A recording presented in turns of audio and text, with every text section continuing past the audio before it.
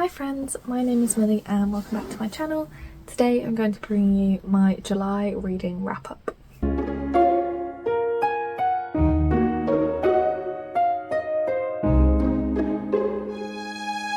There is a lot to talk about because in July I read a grand total of 28 books. I'm not even joking. 28 books, like that is actually crazy. I think that's the most books I've read in a month since lockdown, like since COVID. But for some reason, July does always end up being my best reading month of the year, no matter what year it is. I'm pretty sure that last July I read, I think it was 26 books last July. So for some reason, I'm always smashing it in July. I don't know why, because especially, you know, nothing was really that different this month. However, I did do a 24-hour reading challenge in July where I read romance for 24 hours. Obviously, romance is quite quick and easy to read, so I did manage to get through 10 books in 24 hours. So there's a lot to talk about. So let's just dive right into the stats first of all. I'm gonna move over here. So in July, I obviously read 28 books, and that broke down to a total of 10,667 pages. That's crazy. Like, that is a lot of pages, guys. I don't even know how I read that much, honestly. That breaks down to an average of 344 pages a day. That's a lot. Obviously, I did not read 344 pages every single day in July. That did not happen. A lot of that came from doing my 24-hour reading challenge because I read like over 1,000 pages each day of the challenge.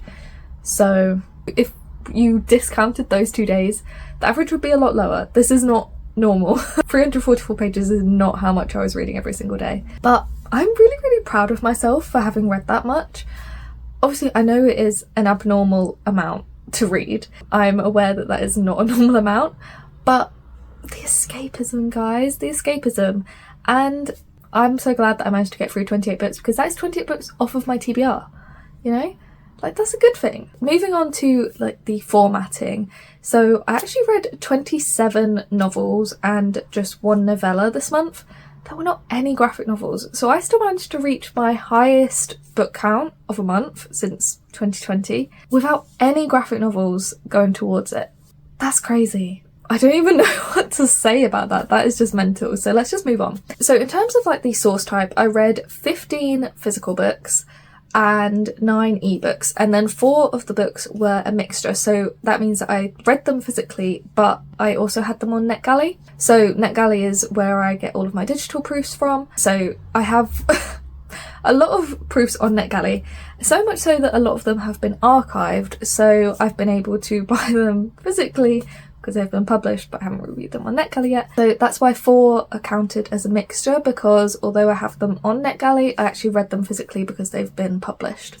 So technically I read 19 physical books. And then in terms of the age range, once again, which kind of surprised me, adult is beating out YA this month, not as much as it was in June, which I'm quite glad about. I wanted to be reading more YA books in July because I read 57% or 16 books as adult, and the other 42%, 12 books, were YA. There were no children's, middle grade or new adult books read, but I'm really glad that I managed to get my YA percentage back up again because I was feeling really sad that I read like 75% adult books in June and hardly any YA, so I'm really glad that I managed to increase that this month.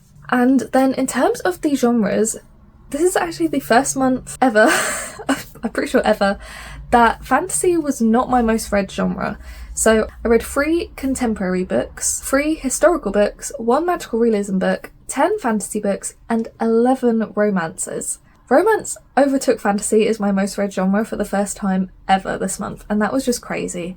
Obviously, fantasy is still my most read genre of the year overall. In terms of a month, that's the first time it's ever happened that fantasy is not the top one, and I don't know how to feel about that. I'm feeling a bit Like, I don't know myself. Obviously, I love romance. I do consider myself a fantasy and romance reader, but fantasy is normally my top genre, so that feels really weird that it's not. Okay, and then finally, in terms of ratings, I had a really good month this month. It wasn't as successful as June. The average rating, I think, overall was 3.8 in July, whereas in May and June, it was 3.9. So once again, not hitting my goal of getting over 4.0 as an average for the whole month, but we're still striving to reach that. So I had no 1 or 1.5 star reads this month. I had 1 2-star read and 1 2.5 star read. I had 5 3-star reads and 5 3.5 star reads. I had 10 4-star reads, which is great. I'm really glad about that. That's a really good number. And 3 4.5 star reads and then 3 5-star reads. So also not as many 5-star reads as in June or in May, but still 3 new favourites found, which is excellent. Okay, so let's get into the books that I read this month.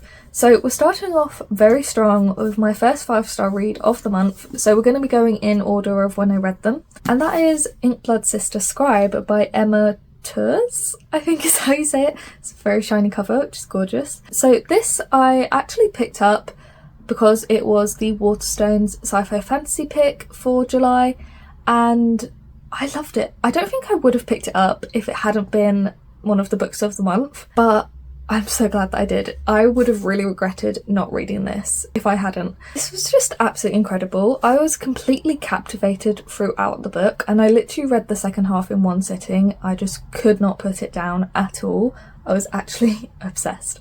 So this is very different to what I was kind of reading. This is about 2 sisters, and they are from this world where there are books that are written in blood, and these books can cast spells. So the books can either regenerate or the spells can only be used once, and there are some books that are very, very dangerous, and these are kind of called like vampires. And so one sister is taking on their father's sort of lifelong mission to protect their collection of books at their home, and the other one we meet in Antarctica, and she is kind of escaping from this world that she grew up in. But she also has a little thing where her dad once told her that on a certain day in November she must always be on the move for 24 hours. She cannot stop moving. And we kind of end up seeing how she decides to defy that rule for the first time in her life and the consequences of that, as well as what is going on with the other sister with those books. And there's also actually a third perspective in a young boy called Nicholas, who is part of this great library run by his uncle, and his uncle is kind of like wanting to collect all of the collections of these books from all over the world. And you can kind of guess he's not exactly a very good person.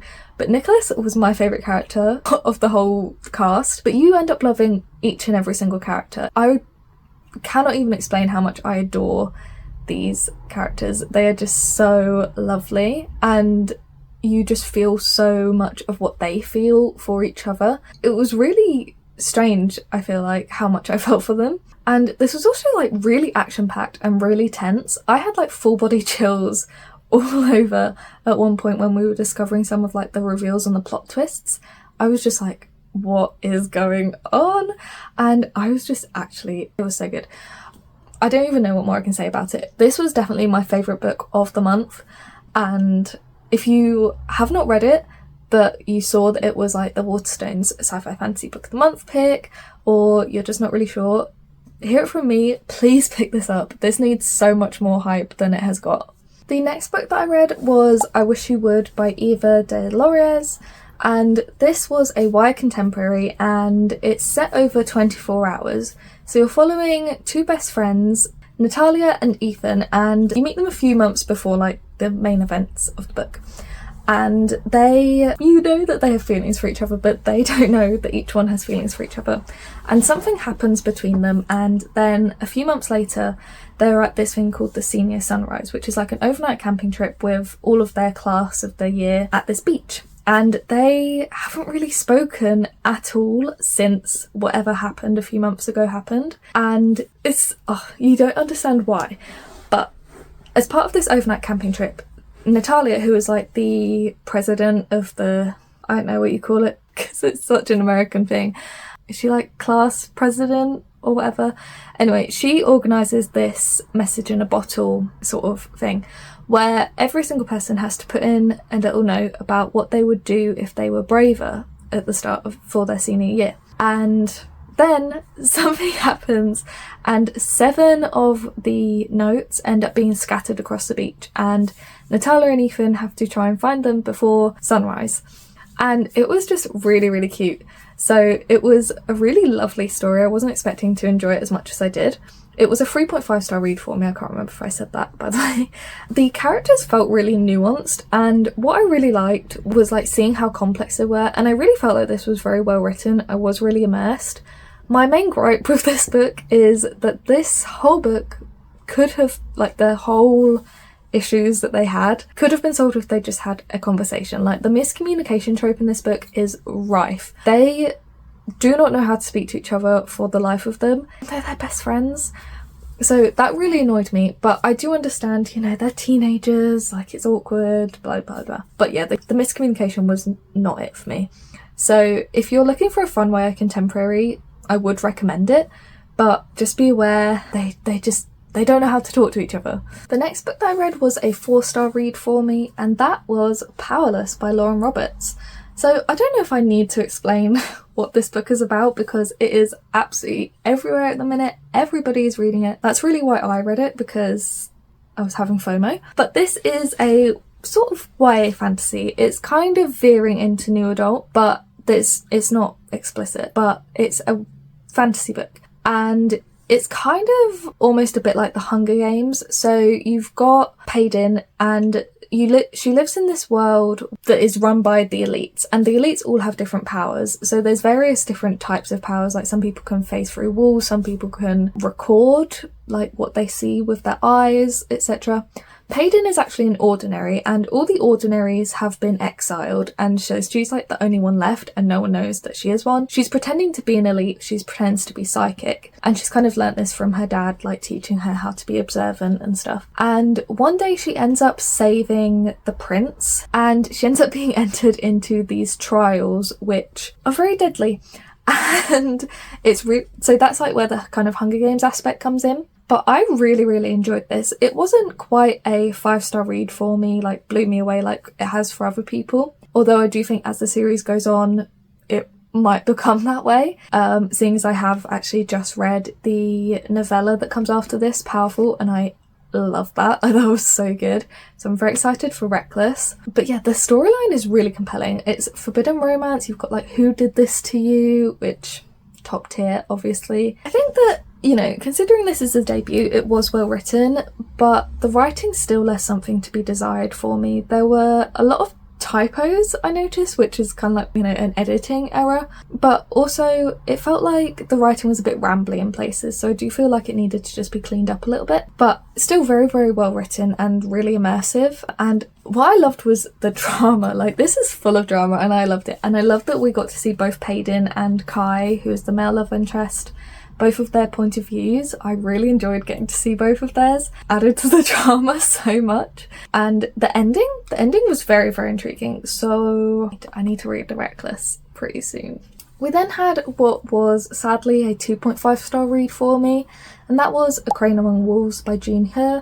This is based in like true Korean history, and I'm having to like look at the synopsis again because it's completely gone out of my head. Like, I could not tell you what this book is about, honestly. It was just not memorable for me in any way, which is really sad because I was really looking forward to it, and the cover is stunning.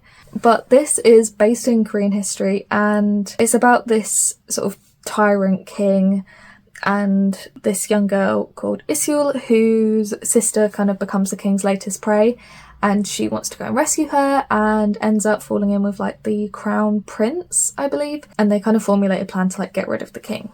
So that's what it's about, which I did not remember. But I was really sad that this didn't deliver for me because I've heard such amazing things about the author. Like, the author's, I think is it The Red Palace? That one seems to be really, really beloved. So I really want to read that still. This one, I think it just didn't work for me. I was really struggling to connect with the characters, and I found myself like getting confused with the plot. The point of views as well, you have the 2 point of views of the girl and the prince, and it switches between first person for one and third person for the other, which was just confusing. It just didn't work in my brain anyway. And there's kind of like a mystery aspect going on as well of this like nameless flower who's this like figure going around the city or whatever. And it was really predictable from the beginning who the nameless flower was going to turn out to be, so it just didn't work for me. But I do really want to still read more from Junho. It just might be that this one didn't work for me. I then had a freestyle read, which I'm only going to touch on very briefly because I just feel like I wasn't in the right place to read this book at this moment, so I don't feel like a freestyle rating or for me to properly criticise or discuss this book is really fair. It was Where the Dark Stands Still by A.B. Poranek. This is a fantasy book and it's kind of like based in Polish folklore, and I feel like I just wasn't in the right place because all the reviews I've seen sounds like it would be right up my alley. I just didn't really connect with it, and I'm really just sad that I didn't, because it seems to have like the similar vibes to like My Throat and Open Grave and Your Blood My Bones, both of which I really love. So I just don't feel like I was in the right place to read it, so I definitely think I'm going to come back to it at some point. So I'm just touching on it very briefly here. Okay, I'm aware that it's getting really dark. The sun is setting outside the window, so I'm just going to go and turn the light on. So the lighting's going to really change. I'm really sorry. Okay, that's better. You can actually see me now. Okay, so moving on to the next book that I read, and it was Goddess of the River by Vaishnavi Patel. This was a 3.5 star read for me, and this is based in like Hindu mythology. So you're following the goddess of the river, Ganga, and her story. So this is from the author of Keke, which was one of my favourite books of whatever year I read it. I really enjoyed that. This one I didn't enjoy as much as Keke. It's very beautifully written and I really loved learning about this piece of mythology that I didn't know anything about beforehand. It was a real insight into Hindu mythology as well. But what I really struggled with was in the middle of the book, we kind of get like a new point of view and the timeline becomes really non-linear and you're kind of waiting for it to all catch up, and it just didn't work. It wasn't really flowing very smoothly at all, and I was just really struggling to understand what was going on, what time we were in, when things were happening, and it wasn't working for me, that format. And also what I wasn't expecting is that war is such a large aspect or focus point of this book. And while that's not necessarily a bad thing, it just wasn't really what I was expecting from this book. And although I didn't love it, I didn't hate it either. And I kind of enjoyed the various politics that the war aspect brought into it. But there were so many characters in this book that when you're at war, I couldn't really keep track of who was dying, who was living, who was killing the other. I was really struggling to understand what was going on. So that was really unfortunate, but it is really well written and I will read whatever Vaishnavi Patel puts out next because I loved Keke so much. And this isn't a bad book by any means. I think that it just didn't really flow for me. I then read what was one of my favourite reads of the month, and although it wasn't quite a 5-star read, it was a 4.5 star read. Twin Crowns by Catherine Doyle and Catherine Webber was phenomenal. It was so good. This is like YA fantasy at its best and I was completely addicted. So I read this one, which is following like two twins. So you have Ren and Rose. So Rose grew up as a princess in this kingdom, and this kingdom has like banned witches. So any witches are kind of executed, and they have been for 15 years, 18 years, something like that. And then you have Ren, who actually grew up as a witch with their grandmother, and they were twins separated at birth by a certain person. And the story is of them kind of switching places. So it's kind of almost like Princess and the Pauper-esque, which I love. I love that kind of story. And I loved it. It was fantastic. It was just so much fun. My favourite twin was Ren, who is this one. She's very independent and stubborn. And then you have Rose, who's like a bit naive, but is still a sweetie. I love her. And you have fantastic love interest in here. I was rooting for Ren and Tor the whole time. Like, I needed them to get together. It was just so angsty. Like, I loved it. And the writing was really easy to follow. The magic system was fairly simple and easy to follow as well, which I really liked. And it was just a good YA fantasy. You know when you're just craving like a good YA fantasy? This was it. And I had to go and read the next ones straight away. But before those, I did actually have a 3-star read with To a Darker Shore by Leanne Schwartz. This is a fantasy book following a plus-size autistic main character who has been trying to avoid being sacrificed to this monster that her kingdom has to sacrifice to her whole life. And one day, in trying to avoid this, her best friend, who's actually the prince of the kingdom, ends up being sacrificed instead. So she decides to travel to the underworld in order to retrieve his soul, or like to kill the monster. But it just didn't really work for me. From what I was reading of other people's reviews, they really connected with this book, but I didn't. You know, it just wasn't the book for me. And although there was a lot of action and the concept was really intriguing, I just felt like it was so repetitive. Like, there were so many things you were just being told again and again and again, and it didn't work for me. But please do read like some higher rated reviews of this book, because it really seems to have connected for some people, so it might do for you. It just wasn't for me. In the interest of saving time, I'll talk about the next 2 books. So I did then read Cursed Crowns and Burning Crowns straight after each other. So this is the second book in the Twin Crowns series, and this is the final book, or the final one of this trilogy anyway. And I love them. So Cursed Crowns for me was a 4-star read, and Burning Crowns was another 4.5-star read for me. This series is phenomenal. I just loved it so much. I just did not want this book, Burning Crowns in particular, to be over. This world is so expansive and so immersive, and the writing is really, really well done. You can even see just from Twin Crowns to Burning Crowns how much the author's writings developed over the course of the series. Thank God that we are getting 2 more books in this world, because I would not be able to cope not being able to revisit these characters again. And what I really love is how those 2 books are going to be following characters whose stories aren't quite wrapped up at the end of this series. And I love that, because one of the characters who one of the companion books is going to be about is like my favourite character of the whole series. I loved him, and I was rooting for him, but I was also really rooting for Tor, so I can't really complain with how this series ended in terms of Ren's relationships. But I don't even know how to put my love for this series into words, honestly. It was so action-packed and so emotional and tense, and these books really just made me feel so much that I wasn't expecting to, and honestly really reignited my love for a good YA fantasy.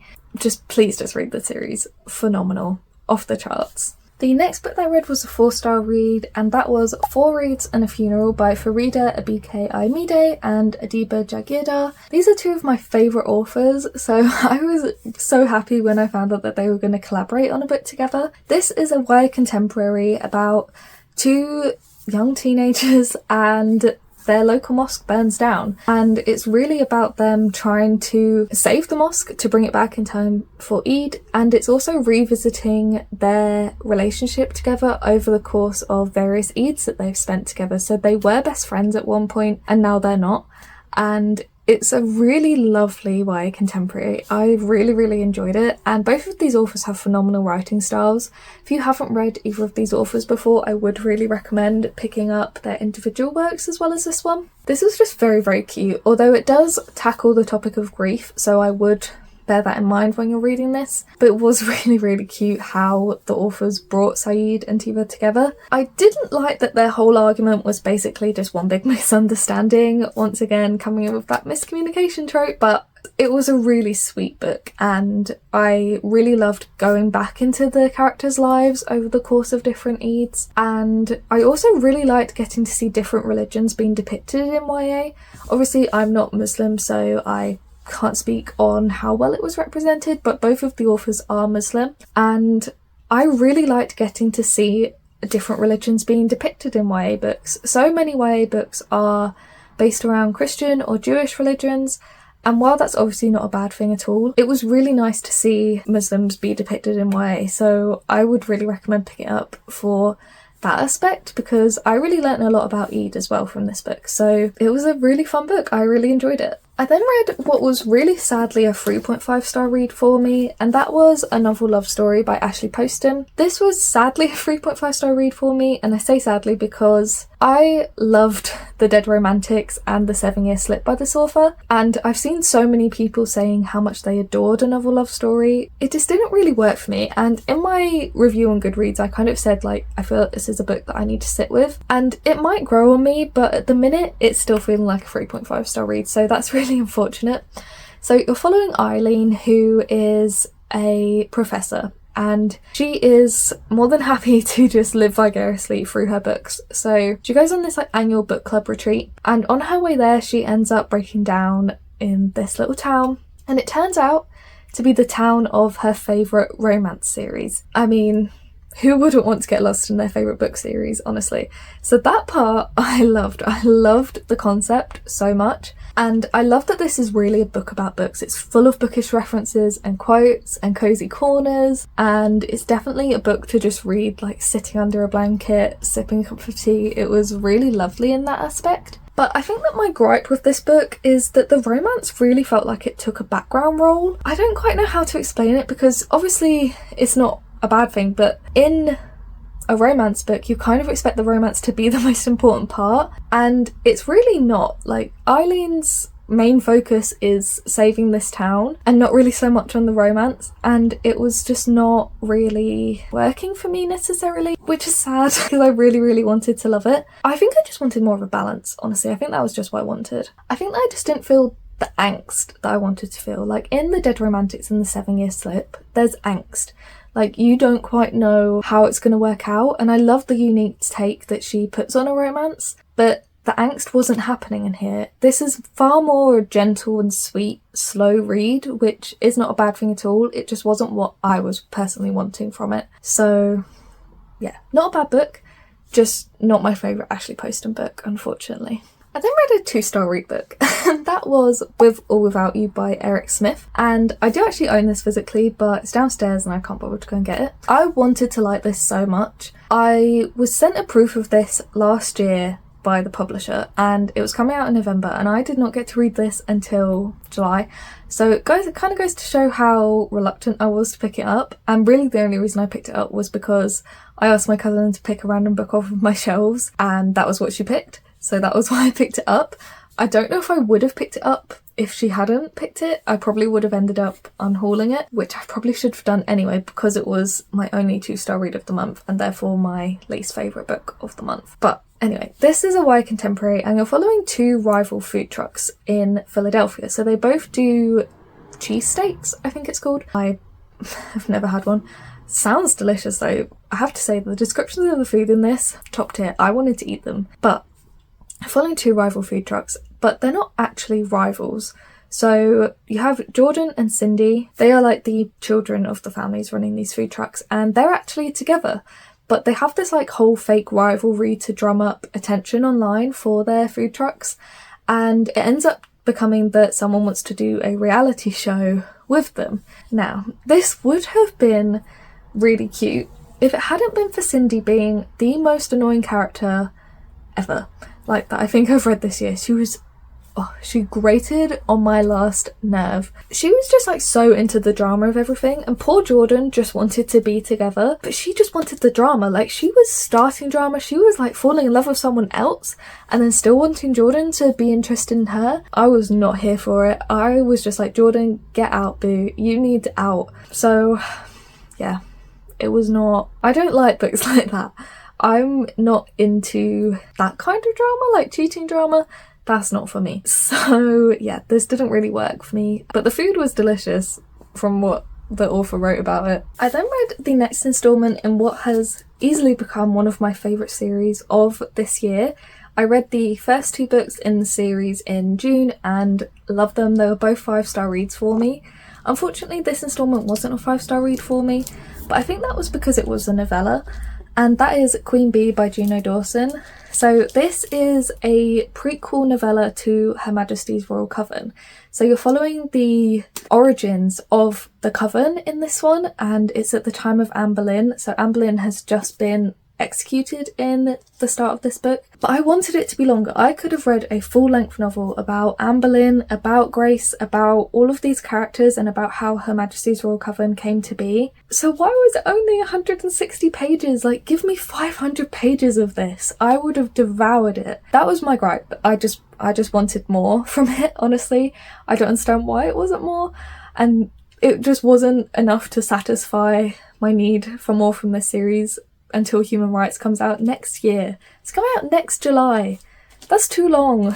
Like, it's far too long to wait. The author's writing is so fantastic and immersive. I loved getting to know the origins of the Coven. I love these characters. I just didn't feel properly connected to them like I do with the ones in HMRC. I think that was because it was so short. You don't have time to get properly connected to the characters. So I think if it was a full-length novel, this would have been a 5-star read for me, because I could have easily connected to the characters then. But yeah, it was 4-star, but still a great installment in Her Majesty's Royal Coven, and I am so excited for Human Rights. Like, give it to me now, please. Okay, I'm going to talk about the next 2 books together. They were both 4-star reads for me, and that was Done and Dusted and Swift and Saddled by Lila Sage. So I'm going to talk about them together because these were the first 2 books of my 24-hour romance readathon, and once I read Done and Dusted, I immediately had to go into Swift and Saddled. I was just so addicted. In Done and Dusted, which is the 3rd book, these are like cowboy romances, and you're at Rebel Blue Ranch.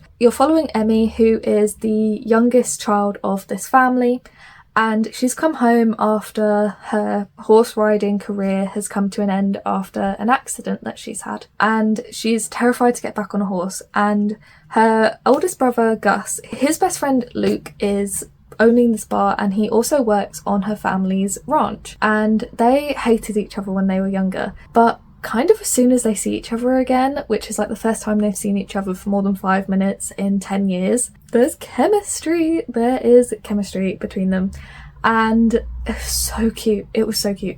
Luke helps Emmy learn to ride again. Oh, and this isn't spoilers, but I just want to say there is no third act breakup in this book. All hail Lila Sage, because what I find really frustrating with romance books is when there is a completely unnecessary third act breakup. Sometimes a third act breakup feels necessary for the couple. It would have been so stupid if there'd been one in this, because they did not need it. They were so cute, and there is no third act breakup. So yay, we love it. We love to see.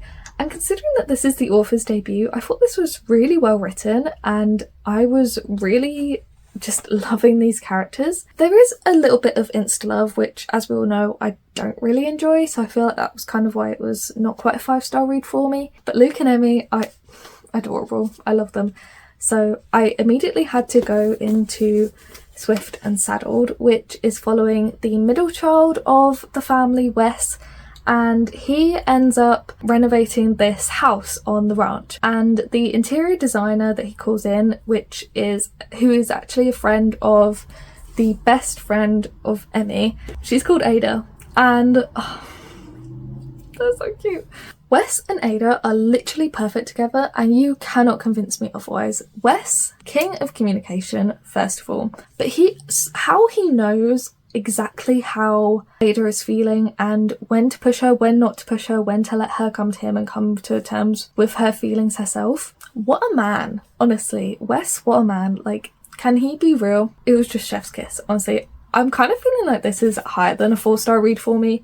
I feel like this is more of a 4.5-star read, so we'll see whether I'm going to change that. I also really liked how in Wes you have representation of depression, and as someone with depression, I felt like it was really, really well done. It was handled very carefully and very respectfully, and I thought really true to life. Of course, everyone's experience with depression is going to be different, but it was really well done, and just really, I think, goes to show how depression does impact every single aspect of your life, but you can still be happy even if you've got depression. And I think that that's a really lovely thing to come out of this book, and that's kind of why I'm feeling like it is more of a 4.5-star read, or even a 5-star read, honestly, talking about it, because that aspect for me, I loved it so much. And Wes and Ada are just so cute. They're adorable. I love them.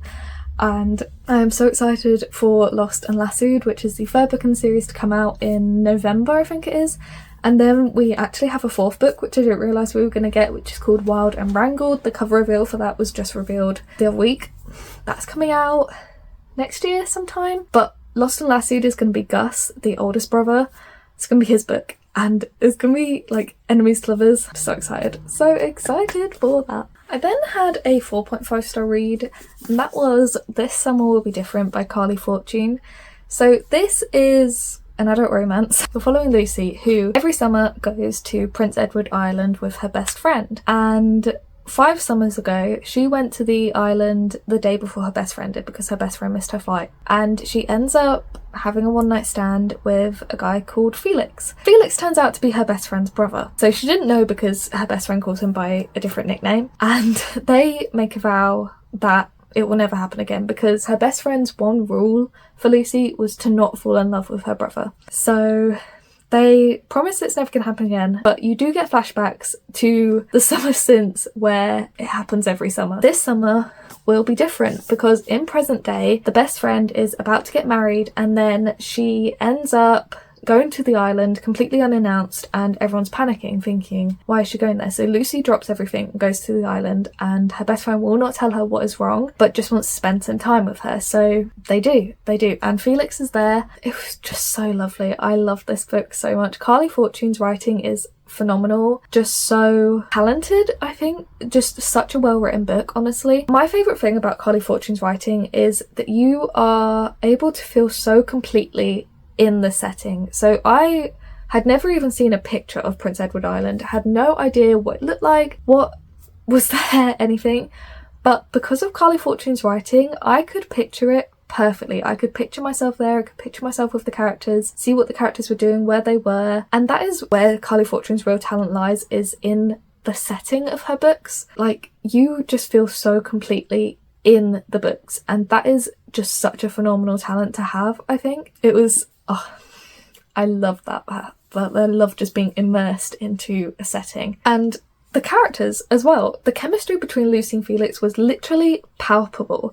Like, you could feel it. You could almost touch it. I wanted nothing more than for them to be together and to figure out their shit. They were both likeable and fun and I loved them together, and there was like goofiness and kindness and it was just really, really sweet. And I loved how not only were they, you know, having these feelings for each other, but they were also friends. Like, since the summer 5 years ago, you see them become friends, and that is a really, really lovely aspect to see, I think. And not only are they friends, but there's also a really beautiful female friendship between Lucy and her best friend Bridget. That's kind of like the other major love story in this book, is the female friendship between Lucy and Bridget, and it just hurt my heart, honestly, because they were so sweet. They were each other's soulmates, and they even say that in the book, is that they are each other's soulmates no matter what relationships they're in romantically, and I love that. I love that for them. This is a perfect summery beach read. I then had a sadly 3-star read with Looking for Love in All the Haunted Places by Claire Kahn.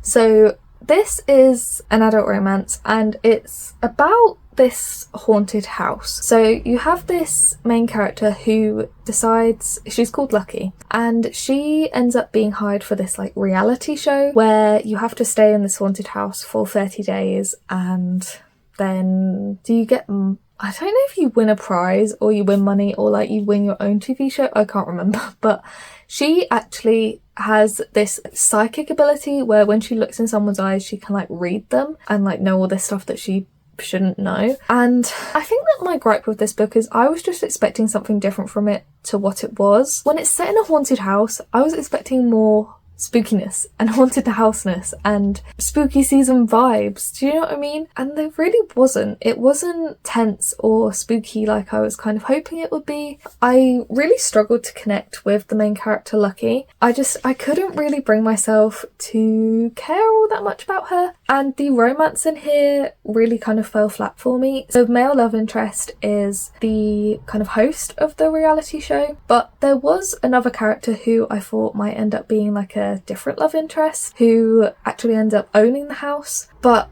it would have been a much more interesting book if she had ended up with him. He was called Xander, and I think that she should have ended up with him, or at least there'd been some sort of romance between them.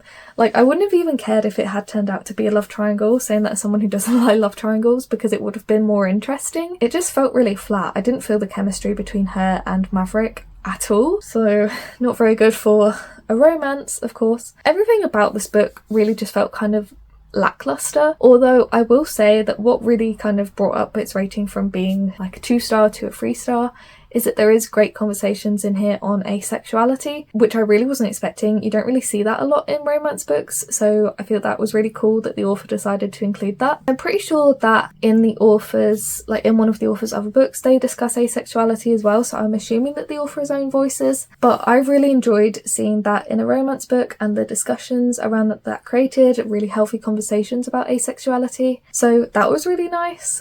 And that brought it up to a 3-star, but the book itself I didn't love. I then sadly had another 3.5-star read. Considering that I'd just given the author's latest book 4.5 stars, I thought it was a safe bet to pick up the author's debut, which was Every Summer After by Carly Fortune. Unfortunately, this was a 3.5-star read for me.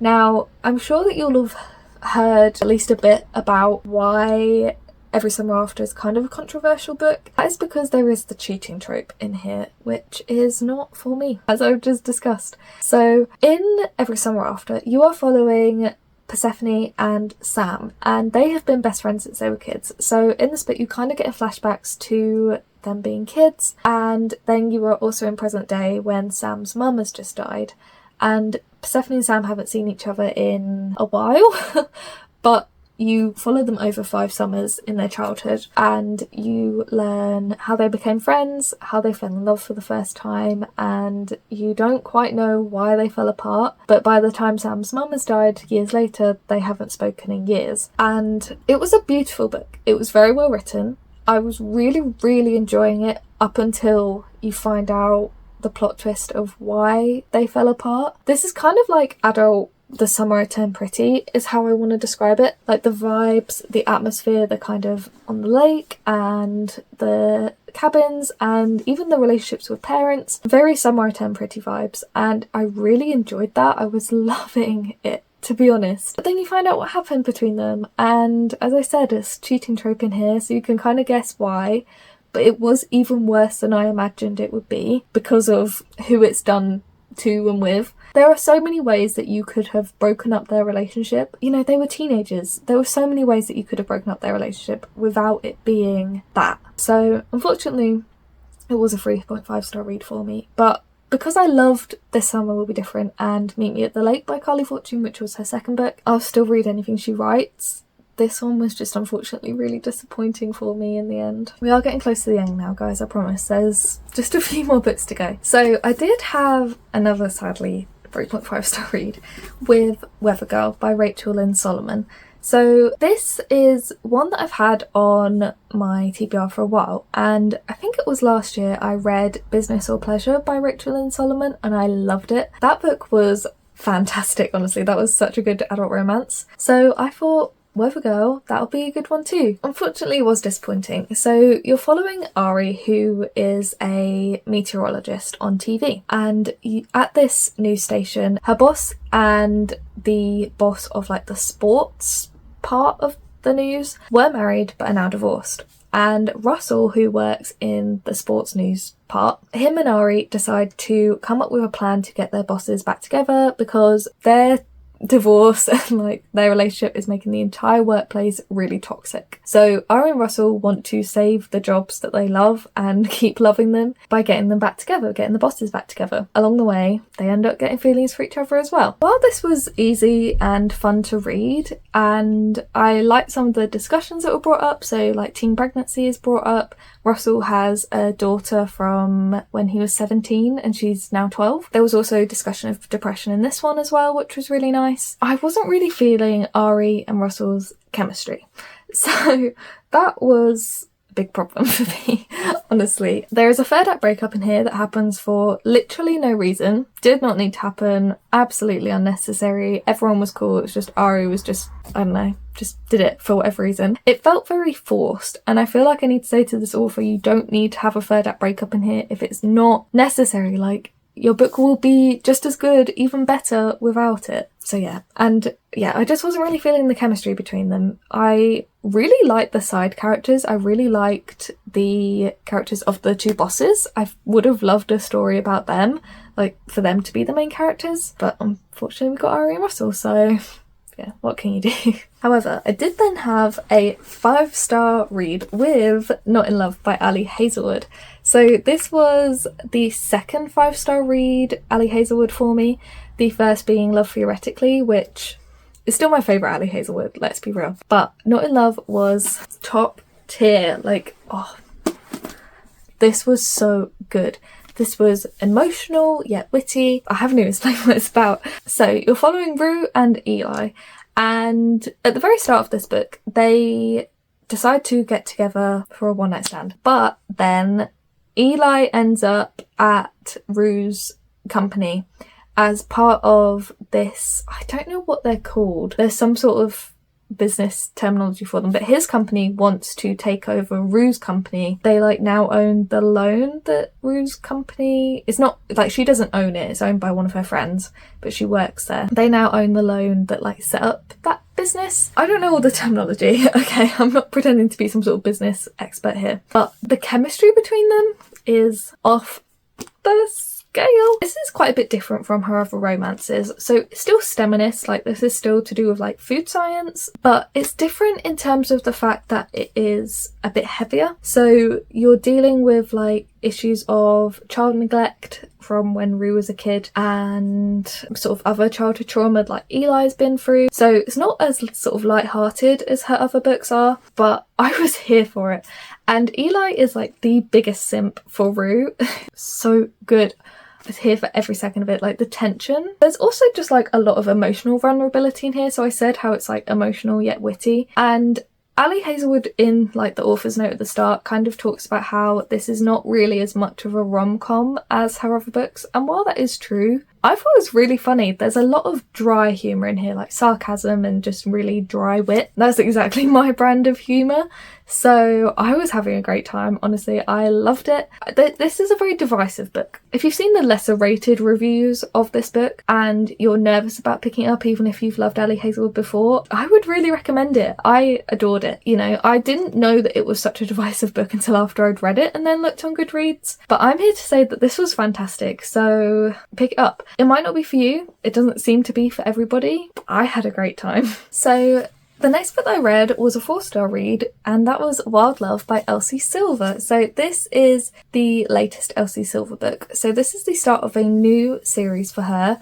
I read the Chestnut Spring series back in, was it in March or April? I can't remember. But I read the Chestnut Spring series earlier this year and I really, really enjoyed that series. It was just a great cowboy romance series. This one is not so much a cowboy romance series, but it is a single dad series, which is interesting. So you're following Ford, who is the brother of Willa, who was my favourite character in the Chestnut Spring series. He's her brother and he's a billionaire and he runs this like recording studio. What ends up happening is that a young girl turns up on his doorstep and says that he's her dad, and he was actually her sperm donor, and her adoptive dad has passed away and her mum has clinical depression and can't cope with his death. So the girl needs somewhere to stay and Ford takes up the mantle of dad. At the same time, you have Rosie, who is his best friend's sister, and she needs a job. He gives her a job as kind of his assistant, but not really. And honestly, the tension in this book, Elsie Silver's writing has really, really improved just since the Chestnut Spring series. Like, you can really easily see that in this book. Like, it was so well written, honestly. Ford and Rosie were adorable together. The chemistry was so good. I loved getting to see Ford figure out life as a dad all of a sudden. I really liked seeing him figure out how to be a dad and his relationship with his daughter. I thought it was really lovely aspect to this book. You feel invested in all of the characters, even the side characters in this book. And that's why I'm so excited to read the rest of this series, because you have like this dad bowling team in here. And I'm pretty sure that the next book, Wild Eyes, is going to be about Ford's best friend and Rosie's brother, so the same person, and I'm so excited for that. So loved it. 4 stars. I then unfortunately had a 3-star read with Isabel and the Rogue by Liana de la Rosa. So this is a historical romance, and don't know what time period it's set exactly. I want to say like 1700s, but I don't know for definite. This is actually the second book in the series. So the first book was Anna Maria and the Fox, and the series don't think it's set in Mexico, but it's to do with Mexico, and the sisters' parents are involved with the Mexican government, and in this book they're like on the run, and so Isabel is trying to kind of figure out how she feels not being able to see her parents, not being able to speak to them, and the captain who rescued her sister in the first book, he's a love interest. The historical background is a fun element, but I just didn't really enjoy the book that much. I didn't feel the connection between Isabel and Sirius, and honestly there were a lot of dialogue moments, particularly during the spicy scenes, that were just making me cringe. He was giving me the ick. I was like, Isabel, get out of there. I found myself not really caring about them or the plot, which isn't good. Some people seem to really like the series, and I probably will still read the next one just to round out the series and find out what happens with the youngest sister. But yeah, the things that Sirius was saying, that's not for me. That's not for me. I then read a very, very beautiful book, which was very kindly gifted to me for my birthday by Violet, and that was 7 Days in June by Tia Williams. This was a 4-star read for me, but only because of one very specific aspect. Otherwise it would have definitely been 5 stars. It was a beautiful book. So this is about Eva and Shane. So 15 years ago, they fell in love over the course of a week. Haven't spoken to each other in 15 years. And then in present day, we're also following them meeting again over the course of a week. And I really liked how the author flashbacked to the days 15 years ago, and also showing us how they're navigating getting to know each other again. There's been a lot that's gone on in their lives, such as addiction, pregnancy, marriage. They've really gone through a lot of character development in those 15 years, and I really loved getting to see how they've developed. Jane and Eva had like insane chemistry. Whenever they were on the page together, I just felt so much emotion, whether that be just screaming at the tension or feeling really sad about how much time they've missed out on. It really goes to show in this book how a person can be the right person but the wrong time, and I think it was a really beautiful depiction of that saying. I was just rooting for them the whole time. The only thing that made this a 4-star read is Eva has a 12-year-old daughter, but she reads like a 17-year-old. This 12-year-old is up to stuff and saying stuff that I don't think a 12-year-old would be saying. She didn't feel very realistic. I just think that a 12-year-old to be having that much direction to the plot didn't really make much sense to me, and she didn't really feel very realistic. But other than that, a gorgeous, gorgeous story, and one I would really highly recommend. Just absolutely beautiful. Okay, so we're in the final stretch. We're in the final 4 books now. Thank you very much for watching. If you're still watching, sticking with me. The next book that I have to talk about was a 3-star read, and that was Daughter of the Merciful Deep by Leslie Penelope. This is, I classed it as fantasy, but I don't know if it's technically fantasy or historical. So you kind of have both fantasy aspects and historical aspects, but they're also set in like 2 different worlds, which was part of the reason why it was lowered, because it was just really didn't gel very well, didn't flow. It was beautifully written and fast-paced, and I really liked the way that it connects ancestral magic to historical fiction, but I would have preferred like just one or the other. I don't really feel like the way it was done made much sense. The main character, Jane, she's in her 20s, but she really reads like she's 15, 16 a lot of the time, which was really jarring, honestly. And I really liked the historical aspect, but I didn't love the fantasy aspect as much. I feel like if it had just been the historical aspect, I would have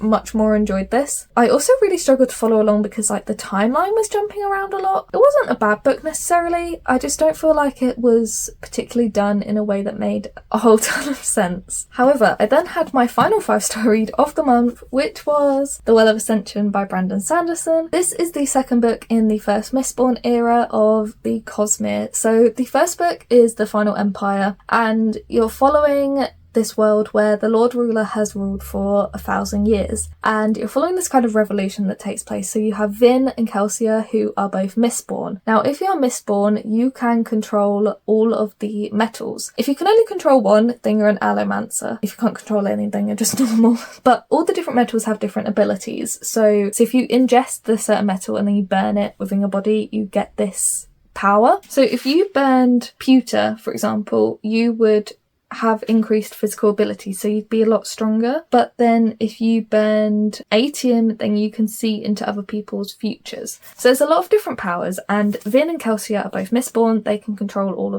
they can ingest and burn all of the metals and have all of the powers, and they want to, get rid of the Lord Ruler. The first book was a 5-star read for me, and so was the Well of Ascension. Brandon Sanderson is just an absolute genius, honestly. I was just taking my time and savouring this, just loving every minute of it, because, you're never going to read a Brandon Sanderson book for the first time again once you've read them, and I was just really loving that this was my first time reading it, and I just loved how he just is such a master of detail. Like, there are so many things in here that are going to be important later on. You don't know how, you don't know why, but he's going to have put that in there for a reason. And he has a way of making you feel exactly how he wants you to feel about a person, about a situation. There's kind of a little mystery aspect going on. That, like, someone in the crew is been replaced or is like a spy, and you don't know who. You don't find out till quite a way in. The reveal of who it was, I was shook. I was shook. This book is just like full to the brim of tension and politics and magic, and I don't even know how to explain it. Like, Brandon Sanderson is just a master of his craft, honestly, and I don't think that we will ever see someone like him again. Not for a very long time. I mean, the man puts out like 5 books a year. He is just like on it. Thank God, because I want to read everything he's ever written. The character development was also insane. So in this one, Elend he was a noble in the first book, and I wasn't really that sold of him in the first book, but I loved him in this, which really goes to show how Brandon Sanderson writes characters really well, and the development that Elend goes through to get to the point that he is in this book. I was really enjoying him. The standout was, of course, Vin, who is my favourite. I adore her. Please don't let anything happen to her in The Hero of Ages. I would actually cry. That finale as well, I was completely blown away and speechless. I need to devour everything to do with Brandon Sanderson and the Cosmere, and I cannot wait to read The Hero of Ages, which is the third and final book in the first Mistborn era. I then read Before Your Memory Fades, which was a 4-star read for me. So this is a short and sweet, it's like 240-ish pages. It's the third book in the Before the Coffee Gets Cold series, which is a magical realism series set in Tokyo, or the first 2 books are anyway. And you're at this cafe where you can visit people like that you've lost or you've lost touch with, as long as they've been to the cafe before, and you must return before the coffee gets cold. In this one, you are at a different cafe, you're in a different part of Japan, and I actually really liked getting to know like these new characters and having a new setting. I feel like that was really fun. This series is getting quite repetitive. You really have to love this series and love the first book to continue, because otherwise there's not much point, because they are all kind of the same book, following different stories, different characters, going to this cafe and drinking the coffee and coming back before it gets cold. But I really enjoyed it. There were moments in here of like really beautiful relationships. You're exploring themes of love, loss and grief, and I will still read the next one and probably the next one after that, but I do need them to start kind of maybe mixing up a little bit, because it does feel a little bit samey at this point. Okay, and the very final book that I read in July. We are so close, guys. I feel like I have been talking for absolutely hours, so if you are still here, thank you very, very much. The final book that I read in July was A Sea of Wolves by Sarah Street. This is a YA fantasy. It's actually a Little Red Riding Hood retelling, and it has pirates. I was not expecting at all, did not know anything about it before going in other than that it was a Little Red Riding Hood retelling, but yeah. And it has pirates. I really enjoyed it. This was a 4-star read for me. I felt really transported to this world, and I really liked how the retelling was done in this world as well. I feel like it was really unique to do it with pirates. I've never seen that done before, so that was really fun. And this is actually also sapphic, so you have Mercy and Gold, and you have both of their perspectives, and I really liked them together. They were complex and they were difficult, and they were very, very stubborn and did not want to like each other, but boy did they. It's actually a really bittersweet book. The ending is very bittersweet and not what I was expecting at all, especially from a YA fantasy. They usually end in kind of a happy way, and this didn't. It was very much bittersweet, but I really liked that. I feel like it was a really fresh take on a YA fantasy, especially on a retelling. And although the plot felt a bit predictable in terms of like who the villain turned out to be, I had a great time and I really enjoyed it. So there's hardly any reviews for this on Goodreads. There's like 10 reviews or something, and I think it's like the least read book, like according to my Goodreads wrap up, that I've read. So I would say please go and read this. It was really fun, it was really different, and I had a great time. So go and read it if you are interested in YA retellings. So that is the end of my July wrap up. We are done. Well done if you've gotten to the end. If you have got to the end of this video, please leave me what emoji should you leave me in the comments? The smiling emoji with the cowboy hat on for Swift and Saddled and Done and Dusted. Leave me that emoji in the comments if you've gotten this far. I hope that you like this July wrap up. Let me know if you've read any of the books that I've read, or what your favourite book in July was if you didn't read any of these. If you'd like to follow me on my Goodreads or my Bookstagram, the links to those will be down in the description below. And like this video if you liked it, and subscribe if you wanna. I hope you have a wonderful rest of your day, and I will see you in another video soon. Bye!